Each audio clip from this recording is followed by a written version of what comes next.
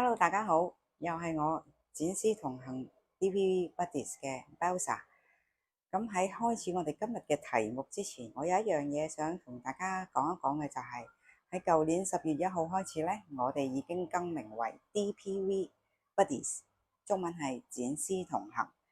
咁點解會用同行呢兩個字，唔用翻以前我哋展師教育呢？就係因為我哋覺得睇翻我哋過往10幾年嚟呢，其實所做嘅嘢好似係同住啲學生家長一齊去行嘅。咁好似我哋都見到好多中學畢業嘅學生，幫佢哋升學咗之後，而家都結婚生仔。咁所以呢，就真係同佢哋一齊去行佢哋嘅路咯。咁所以我哋覺得用同行好似會更加貼切，更加會舒服啲。咁所以記得咯，我哋而家個名係 DPV Buddies 展師同行。咁今日嘅話題呢，其實係一個少少嘅分享嚟嘅啫，就係想講由舊年開始，其實應該都唔係舊年，係疫情之後冇幾耐，我哋就發現呢，而家個升學嘅趨勢呢，有少少嘅改變。咁你都知道，我哋不嬲都係做海外升學噶啦，即係去外地升學噶啦。咁但係而家咧，喺舊年開始，我哋都做埋香港本地嘅升學，就幫好多我哋嘅舊生或者第一次接觸我哋嘅新同學去申請香港本地嘅學校嘅。咁點解會咁？就係因為呢一個趨勢啦。咁呢個趨勢咧，就好多唔係我哋即係去做問卷調查或者乜嘢去 find out 嘅，而係好多家長聽到佢哋嘅反應，佢哋嘅 feedback 就係話本身啲小朋友可能已經去咗外國讀書。咁但係因為一啲嘅經濟上嘅原因，所以希望我哋可以幫手幫嗰啲小朋友喺外地翻嚟香港度繼續升佢嘅大學，或者去讀 master degree 咁樣。咁而喺本地喺香港原本有打算去外國升學嗰啲屋企呢，亦都諗住 first priority 都係留翻喺香港，同以前係的確係好唔同。咁我哋再深入去了解過呢，其實應該就係講緊個經濟嘅問題。其實經濟嗱，我本身就唔係一個咩經濟學家，亦都唔係咩財經分析師，我唔係呢一方面嘅專才。咁但係呢，聽到好多，你知道市場都係由人而去組成啊嘛。咁如果大家個心態上都係有惶恐嘅時候，咁可能呢係反映緊一啲嘢。當然，我哋睇數據數字，譬如失業率啊，譬如近排股票市場亦都升翻啊，咁係睇唔到啲咩嘅。但係大家個心係慌喎，係驚喎。咁係驚啲咩？我聽好多家長講就係話，即使而家係有一份穩定嘅工作，但係佢哋都會同我講，唔擔保可能過1年2年公司會有問題而裁員，會有呢個情況，佢哋擔心。大家都知道升學唔係講緊1年2年嘅計劃，係可能長，如果由中學開始計，長到甚至10年嘅計劃添。咁如果普普通通一個學士學位，起碼最短你都要3年嘅計劃。咁所以對於好多家長嚟講，要計劃，要預備3年，確保自己呢3年係有能力去資助到個仔或者女喺外國讀書，呢一個係一個好大嘅決定咯。而家嚟講，咁所以佢哋會選擇，如果入到香港嘅，不如留喺香港讀，之後完成咗先至讀 master， 或者到時先算啦，或者到時阿仔或者阿女自己揾錢去外國讀都唔定。咁所以呢一個趨勢唔係一個半個家長係咁，同埋係好多，同埋係好多咧都係喺外國本身讀得好地地，即係好似譬如我哋有好多個學生都係喺英國翻嚟嘅，咁喺英國讀完個 A level 之後就升咗一間好好嘅大學啦。咁呢一間大學係邊間就唔講啦，就係好出名嘅大學，都係完成咗1年之後，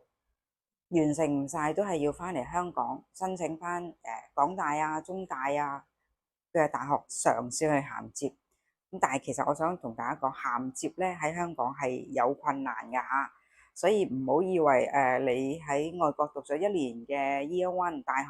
翻到嚟就順理成章就係 Year Two，唔一定㗎，有好多個步驟要做嘅。咁就呢個題外話啫。咁係啦，咁講翻呢個趨勢係好多。咁有另外有啲美國嘅學生，佢喺美國讀咗個 CC，即係社區學院啦，完成晒，亦都銜接到一間大學收佢讀 Year Three。咁美國讀4年噶嘛，即係讀多2年可以翻嚟，但係佢哋都唔可以啦，即係因為突如其來經濟上有啲問題，所以一定要翻嚟香港讀。咁但係翻嚟香港係由 Year One 開始讀喎，即係變相你明明喺美國係讀多2年完成，但係翻到嚟香港要4年，都係要翻嚟。你要諗翻喎，香港我當你4萬幾5萬蚊一個月1年嘅學費，你加埋4年都係20萬。但係我喺美國1年讀1年書都要最平下都要20幾萬。咁你讀到大學就唔止呢一個數噶咯喎，咁仲要佢入嗰間唔係差嘅大學喎喺美國，咁所以你知名氣越大，咁嗰個學費就越高噶啦，好自然係咁。咁當然我唔係話啊翻嚟香港有好有唔好，唔係冇話好定唔好嘅。其實主要個學生肯讀書就係好噶啦，無論你喺英國讀又好，喺美國讀又好，喺香港讀又好，喺澳洲邊度都好，總之肯讀書都係好。咁所以我成日都話，即係俗語啲講，睇餸食飯。咁如果我哋屋企嗰個背景未必可以 afford 得到我哋去外國讀嘅，咁留喺香港讀係冇問題。不過香港有一個問題就係好難入啊嘛，因為香港得8至9間學校大學啦。咁你同外國比，唔好話邊度，就咁同英國比，咁佢都有百幾間，咁你個學額係一定係少噶啦。咁喺咁嘅情況下，咁爭嘅學額係咪即係爭得好競爭得好犀利咯？咁但係如果屋企真係未個經濟環境唔許可嗰陣時候，你都要讀書，讀書都係要翻嚟咯。咁但係亦都有啲家長問我哋，咁其實應唔應該翻嚟？冇應唔應該，冇話好唔好。喺外國讀有外國讀嘅好處，喺香港讀有香港讀嘅好處。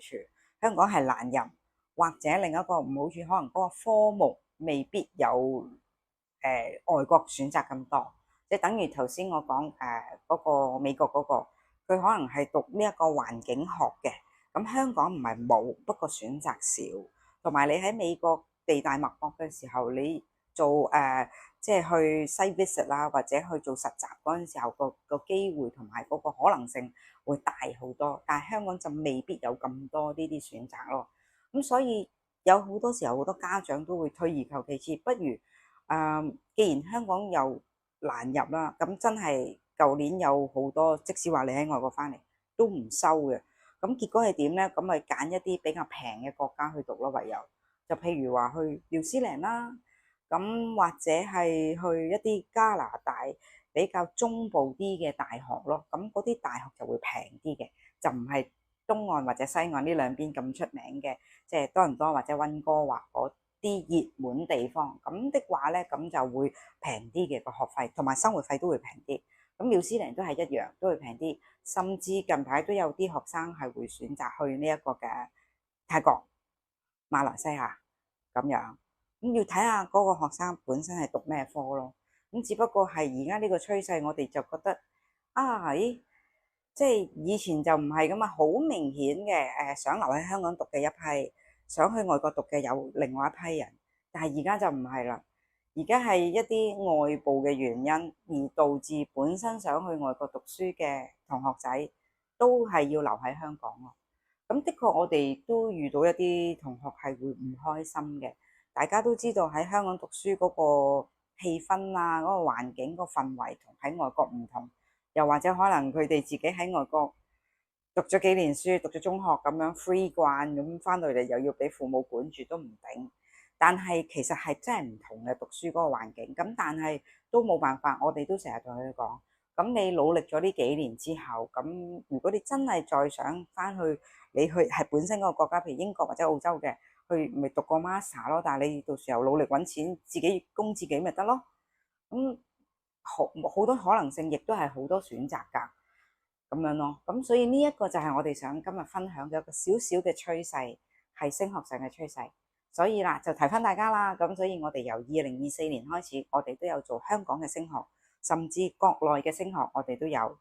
咁如果大家有興趣，或者想喺呢一個話題上同我哋分享更多你哋嘅睇法，或者話俾我哋聽喺經濟上點樣，而家有啲咩問題，具體啲教下我哋。咁好歡迎大家喺下邊留言。咁我哋就下次再見啦，拜拜。